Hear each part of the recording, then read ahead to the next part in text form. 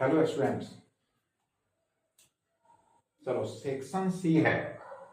चलो स्टूडेंट को कॉल कर रहे हैं, इसकी तबीयत ठीक ना है, फिर भी कुछ क्वेश्चंस का आंसर जो है दे सकती है।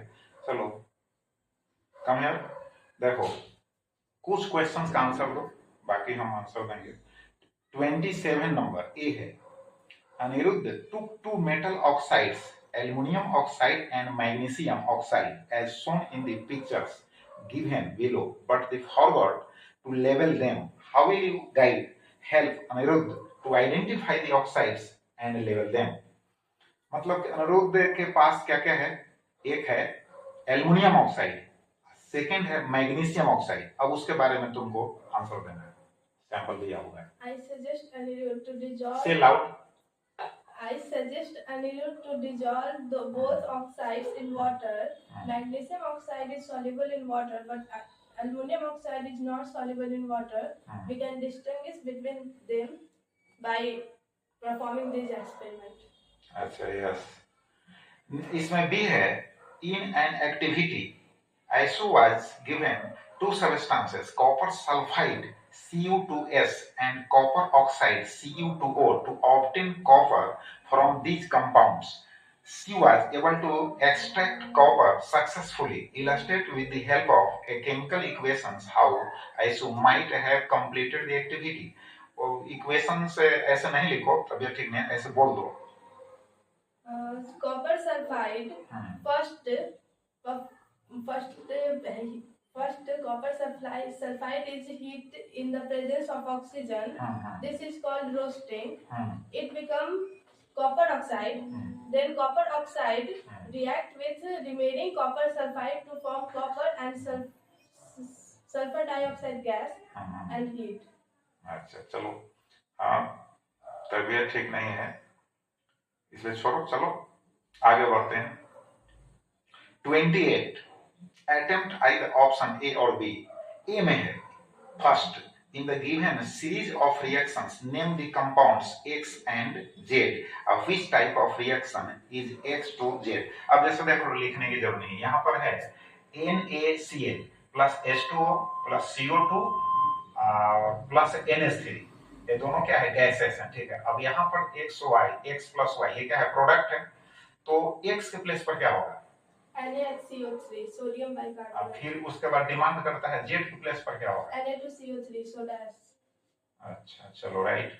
अब इसका थर्ड कहता है ये पीएच स्केल से रिलेटेड है। You are given 3 unknown solutions A, B and C with pH value 6, 8 and 9.5। इसका मतलब है A का है 6, B का है 8 and C का है 9.5 respectively।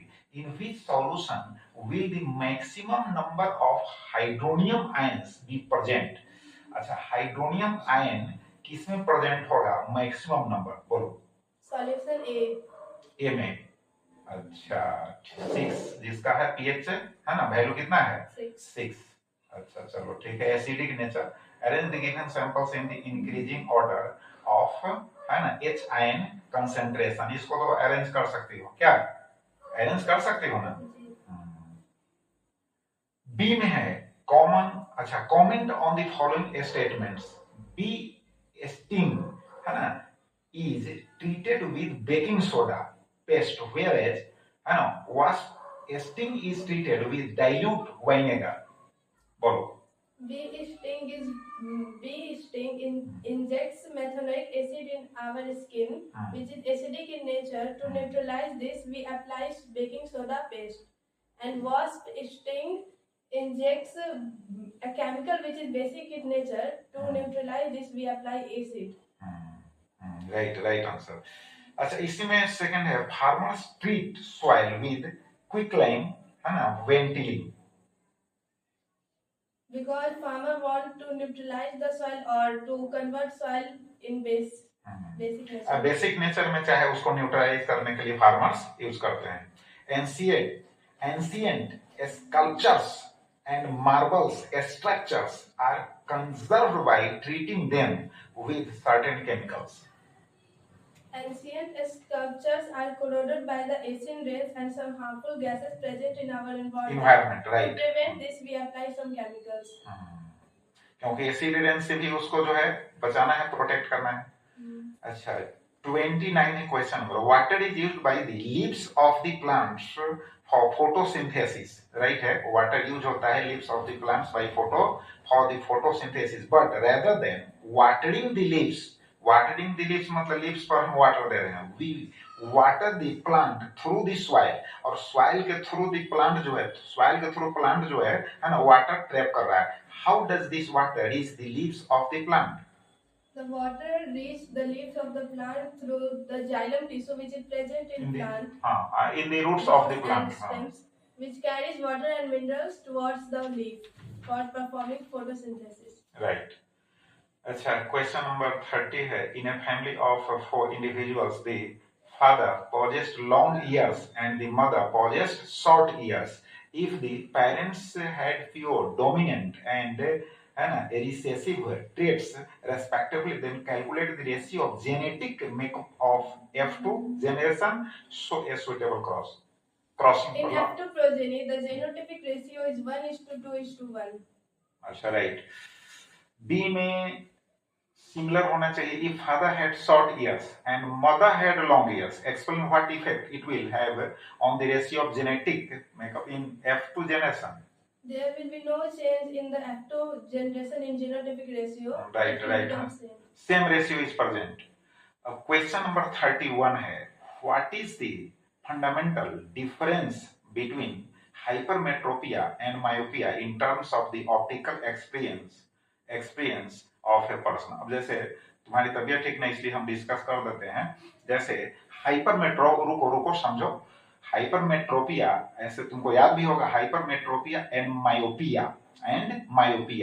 अब दोनों के केस में क्या होता है, हाइपरमेट्रोपिया का मतलब हुआ लॉन्ग साइटेडनेस, मायोपिया का मतलब हुआ शॉर्ट साइटेडनेस, तो दोनों में डिफरेंस है। इसको हिंदी में अगर स्पष्ट कर देते हो तो डिफिनीशन जो है इजी हो जाएगा। हाइपरमेट्रोपिया यानी हिंदी में कहते हैं दीर्घ दृष्टि दोष या दूरदृष्टि दोष, यानी दूर की वस्तु को देख पाता है निकट की वस्तु को नहीं, यानी हाइपरमेट्रोपिया से ग्रसित जो क्या है बोलो, जो पीपल है, चाहे आईज, मोस्टली आईज से रिलेटेड है ना, तो दी आईज है ना, दी आईज सफरिंग फ्रॉम, बात समझ गए, long sightedness, can able to see the distant object clearly, अब बट है ना it is unable, the eyes जो है, eyes are unable to see the nearby object clearly, so a suitable convex lens is used in spectacles,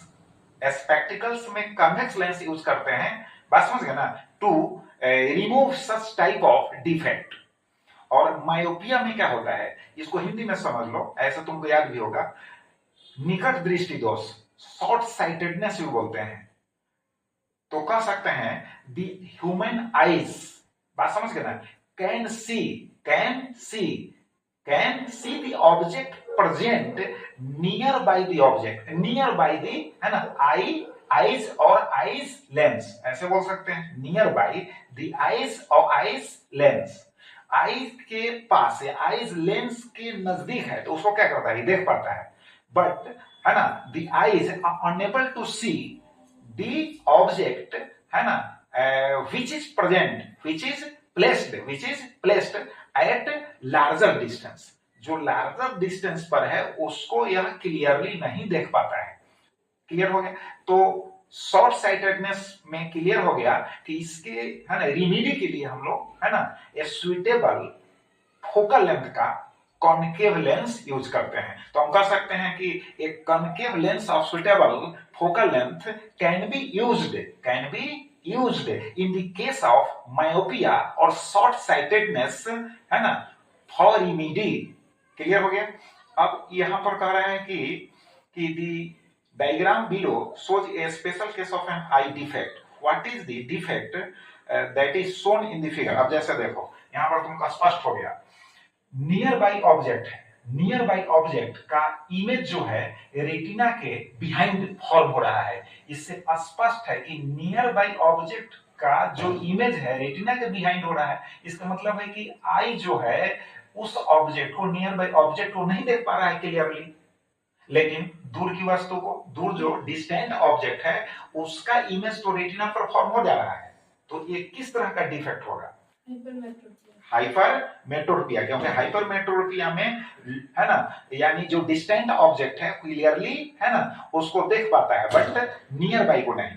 अब कहता है state one cause of, तो इसका स्पष्ट है कि देखो फोकल लेंथ जो है इंक्रीज कर गया, स्पष्ट है। It is clear from the figure its focal length means the focal length of eye lens is increased. बात समझ गए? अब है कहता है कि explain with reason if a concave lens can be used to correct it. अब concave lens को, तो concave lens is used as diverging lens, तो और रेस को जो है सो कहां आगे ले जाएगा, डाइवर्ज कर देगा। सो कॉन्केव लेंस है ना cannot be used. In this case only convex lens is used. अब 32 नंबर है, इसमें ए बी टू पार्ट्स हैं। देखो state the relationship between the resistance R of a wire to its length L and cross sectional area A, use the mathematical symbols to arrive at the final formula. तो resistivity से related है, आपको पता है क्या है resistivity का formula? पहले बोलो। अब जैसे देखो ये कंडक्टर है, अब सपोज करो ये क्या है ना, ये हो गया कंडक्टर, राइट? तुमको पहले से पता भी है ना, पढ़ाए हुए हैं। अब देखो कंडक्टर हो गया, करंट ऐसे पास करेगा, सपोज करो क्या, तो ये इसका हो गया लेंथ हो गया, और ये जो हो गया क्रॉस सेक्शनल एरिया है, ठीक? तो रेसिस्टेंस जो है कैसे डिपेंड करता है क्रॉस सेक्शनल एरिया फिर लेंथ पर, यही बतलाना है। तो इसके लिए कौन सा रिलेशन होगा बोलो? आर है ना, आर इज प्रोपोर्शनल टू, ऐसे प्रोपोर्शनल टू पहले क्या होगा? एल ना होगा जी, एल होगा, and R is proportional to क्या होगा? 1 अपॉन ए होगा। अब इसको कंबाइन वे में लिखोगे तो आर इज प्रोपोर्शनल टू हो जाएगा एल अपॉन ए, और therefore R is equal to, अब फाइनली है ना क्या होगा? एल अपॉन ए।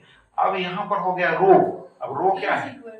हाँ, is equal to, R is equal to तो रो है, तो यहां पर हो गया आर इज इक्वल टू, और रो इज इक्वल टू है कांस्टेंट, कांस्टेंट है, इसको क्या कहते हैं बोलो जल्दी, क्विक बोलो। रो को क्या कहते हैं? यही ना रेसिस्टिविटी है यार, तो यही ना रेसिस्टिविटी है, चाहे स्पेसिफिक रेसिस्टेंस, रेसिस्टिविटी, ये सब तुमको याद था लेकिन अभी मिस कर रही है। तो रो है रेसिस्टिविटी, इसी को स्पेसिफिक रेसिस्टेंस कहते हैं। तो नाउ इसके जो नेक्स्ट पार्ट है उसमें हम लिख सकते हैं rho is equal to R into A upon क्या होगा? एल। अब सपोज करो कि एल इज इक्वल टू 1 हो गया, यानी 1 मीटर हो गया, और एरिया ऑफ क्रॉस सेक्शन है ना कितना हो गया? एरिया ऑफ क्रॉस सेक्शन हो गया, तो एरिया ऑफ क्रॉस सेक्शन हो गया यानी 1 मीटर स्क्वायर हो गया, ठीक? तो इस केस में रो इज इक्वल टू क्या होगा? आर हो जाएगा, यानी रेसिस्टिविटी और specific resistance is equal to resistance when length of the conductor becomes unit and area of cross section becomes 1 metre square, unit metre square.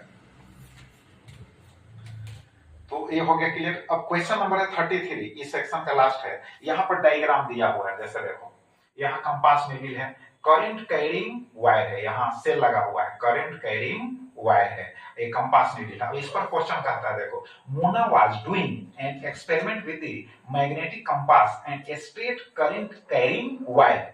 She observed that as she moved the compass away from the current carrying wire, the deflection of the compass needle reduced। कहता है कि भाई current carrying wire से दूर ले जाती है ना, मोना दूर ले जाती है ना, किसको?